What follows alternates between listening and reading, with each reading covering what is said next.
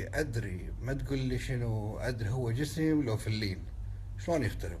يعني شلون؟ بالله فهمني شلون. مو انسان انت؟ يا جماعة الخير، الجنس كلش ضروري اللاعب كمال الاجسام. زين. لانه اللاعب كمال الاجسام ياكل نسبة بروتين عالية، وياخذ فيتامينات وياخذ محفزات، يعني عنده التستيرون مرتفع حيل عالي، فيحتاج الجنس. بس لازم يكون بشكل معدل، يعني بالاسبوع مرتين بشكل طبيعي، اسبوع مره اسبوع مرتين. واذا انت تقول لي كل يوم يعني اكيد شيء مو طبيعي. فالجنس مو بس طبيعي، ضروري، لانك انت تاخذ هرمون، عندك تستيرون حيل مرتفع. لعبه الكمال، لعبه الكمال اجسام هي لها علاقه بالنفسيه. اذا نفسيتك زينه هو جسمك يتعدل، اذا نفسيتك زفت وتعبانه جسمك مستحيل يتعدل.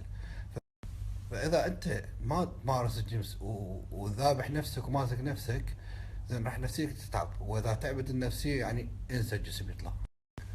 فالجنس هو نوع من النفسيه، يعني اذا انت تمارس الجنس مره او مرتين بالاسبوع بشكل طبيعي، هو اللي يعدل نفسيتك ويساعد على بناء العضلات.